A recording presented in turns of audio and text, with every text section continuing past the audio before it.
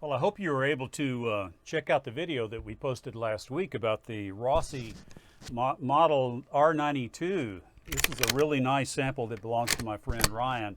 And we did a bunch of shooting. We talked about the Rossi. We talked about this Rossi and Rossi's in general. And it's just one really nice firearm. As I said in that video, the wood to metal fit is great. The bluing is highly polished. The metal is highly polished, beautiful, and in today's video, we're going to spend a little time and take it apart for cleaning.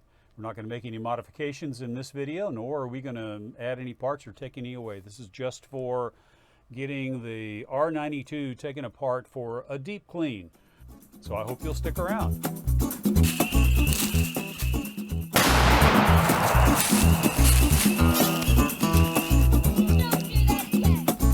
Hi, George here, and welcome to Tales from Target Suite, where I'll share my perspective on guns and shooting, and we'll spend some time at the range, and every now and then we'll reconvene in my shop back in Houston or here at the farm in Louisiana, where I'll build some fun projects, and we'll share an adventure or two that'll make even a grown man smile.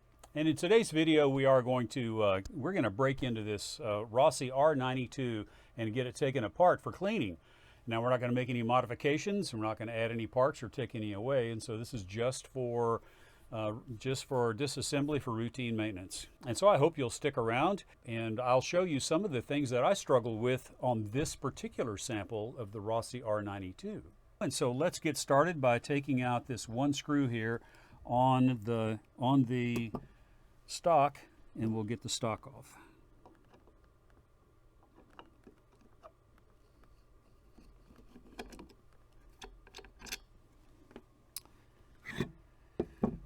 And then the next thing we need to do is we need to capture the mainspring.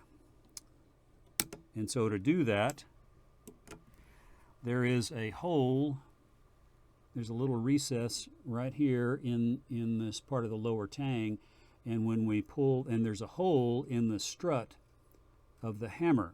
And so when we cock the hammer, that hole will eventually line up right here with this location in the lower tang, and we'll be able to put a paper clip through that hole and capture the spring.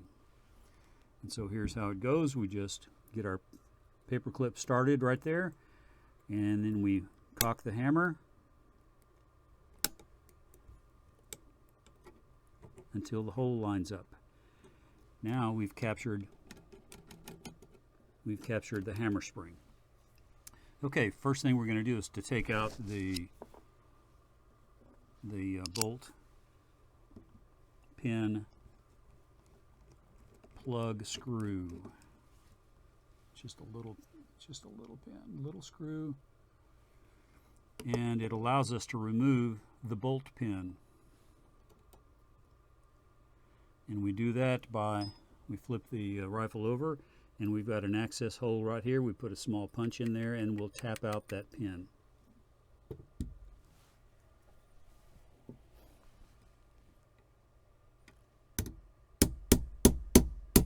Now you want to be careful and not overdrive your punch, because you can sure damage the edges of that hole. And there's our pin. And we'll talk more about this. It has a chamfered end and a serrated end. And so we'll talk more about that when we reassemble.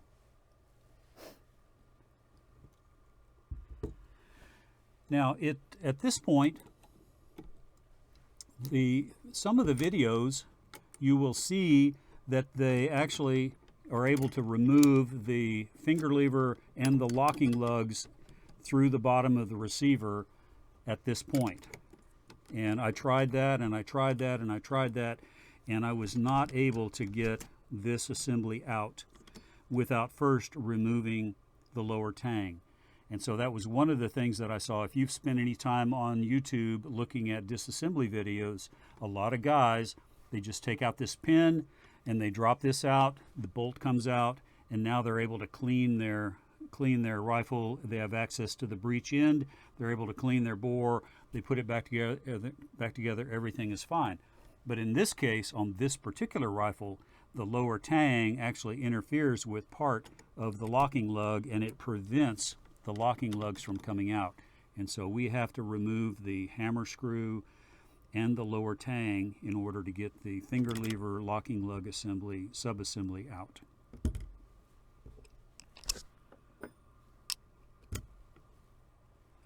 So we're going to take out the hammer screw, but that's actually a different screwdriver tip on this rifle than the one that goes in here.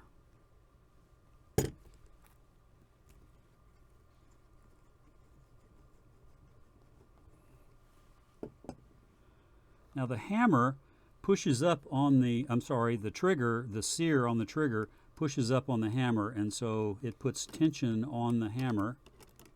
And so if we pull the trigger, then this screw just comes right out. And then we can just pull out the lower tang. So we pull out the lower tang a little bit, and then this comes out. And then it goes back in just like this.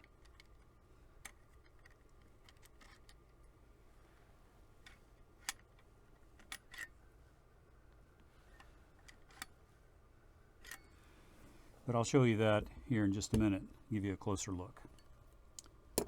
So let's go ahead and get this guy out. And then we'll drop out the hammer. And then the bolt comes out. And we want to make sure that we don't lose any of the ejector. And this is the ejector assembly, ejector right here. And it's under incredible spring tension if you have the original Rossi spring, because it is a big heavy spring. And so I'll take that out and I'll show it to you. It just drops right out. And there are 3 pieces, and you're going to want all 3 pieces to come out. The 3 pieces are this little collar, and this is what you're in danger of losing. And then there's the spring, and then there's the ejector itself. And it just goes right back into that hole, just like this.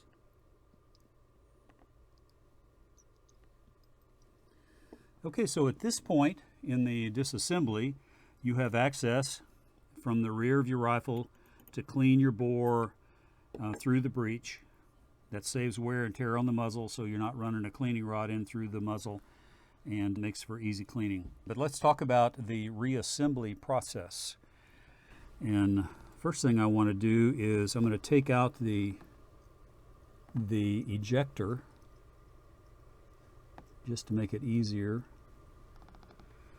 And I'll show you how this goes back together when it's inside the rifle. This goes right up in here. This little pin goes in, bevel in first.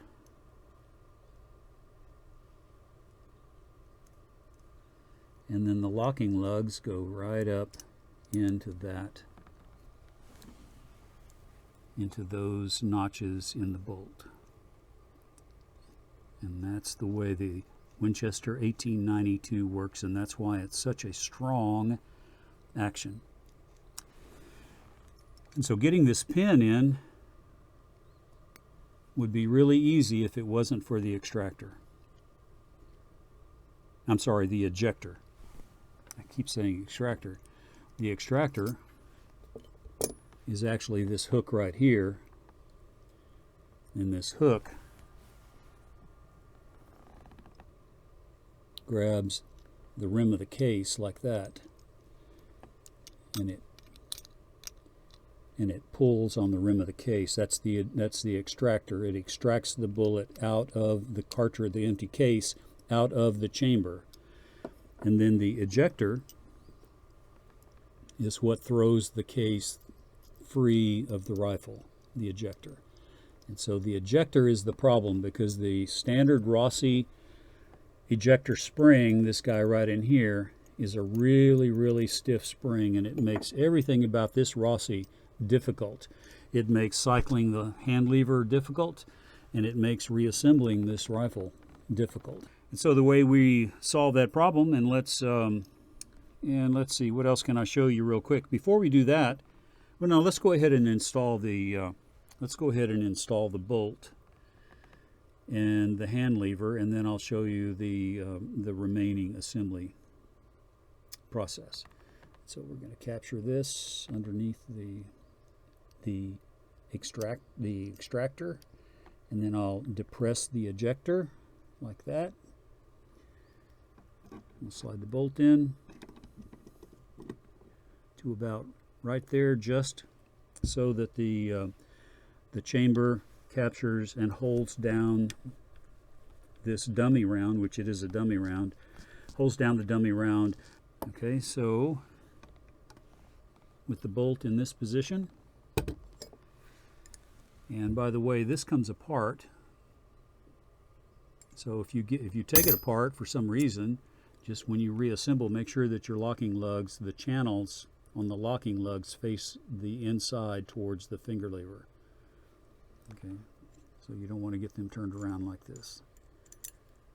These channels right here face the locking lever, or the finger lever. Okay, so now we slide this up in place.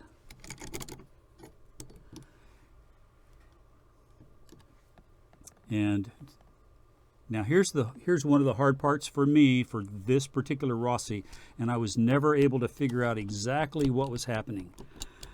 But to get this, what I need to do is I need to close this so that I can get the pin back in place. And I was never able to exactly figure out what was making this so hard to get back in place. And you'll just have to work it out on your particular rifle.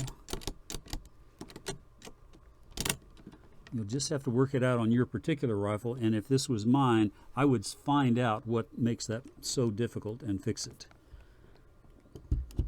And so now we just need to line up everything through here. We need to line up the holes in the bolt and the holes in the finger lever, and then we can drop this pin in place. And so I'm just sighting through here. I'm going to get it about right, drop the pin in, and in this particular rifle, when everything's lined up, you can just finger press that pin right back in the hole. And then we'll take a little bit bigger punch from this side and we'll tap it in place. Now if you don't get that pin tapped in far enough, the finger lever will not move because the pin needs to be centered across the bolt. If it sticks out too far that way, it won't open. And if it sticks out too far this way, it won't open either. So you get it installed. Well, there goes the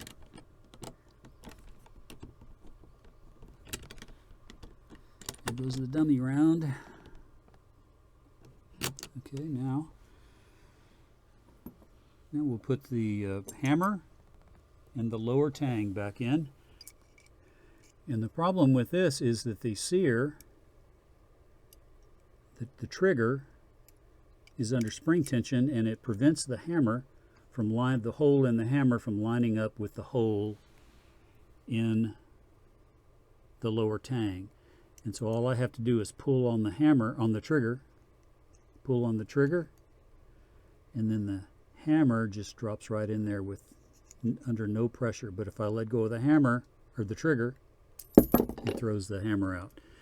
So during the installation process, I will try to control the trigger so that the hammer can easily line up with the holes.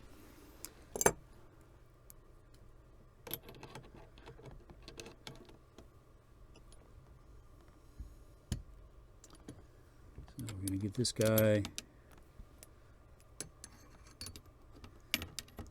installed.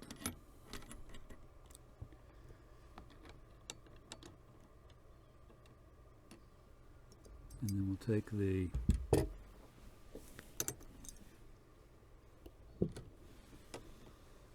the lower tang, pulling on the hammer.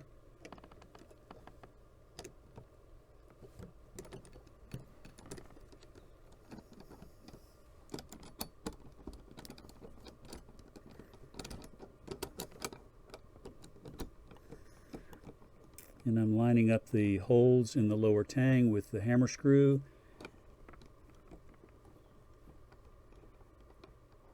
And then I get the hammer hole in the hammer. And this should drop, not that screw, but this screw should drop right through.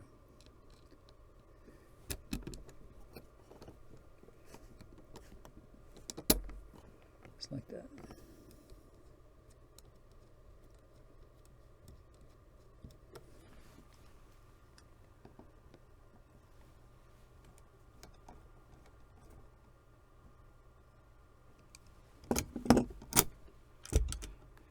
And then we can take out the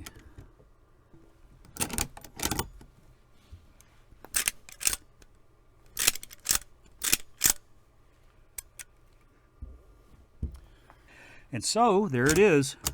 Let's put the stock back on.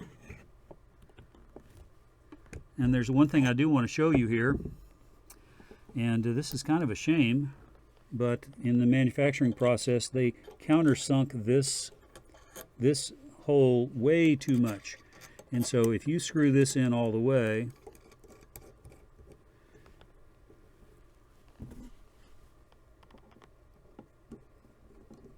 until it's tight,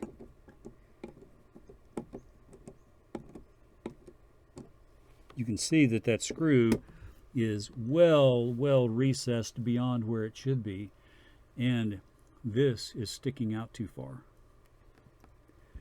And so that's just a quality issue. You know, the Rossi looks great. This particular Rossi looks great on the outside, but there are a couple of things on the inside that gave me trouble, and this is just one of those things that where quality control wasn't quite what it should be. But I'll tell you what, for the price tag that the Rossi sell for, it's a nice package. You just have to work through some inconsistencies.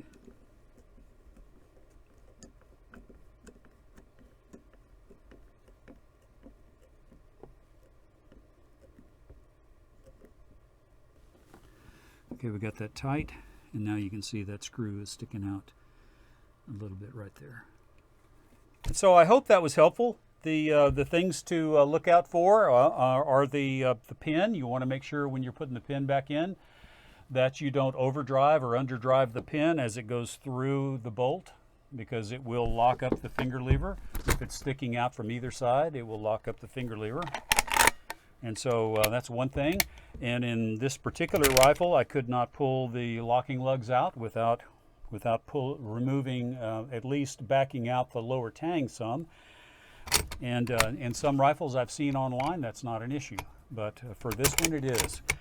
And so there you have it, the Rossi R92 disassembly and reassembly process. I hope it was helpful, and I hope to see you guys in the next video.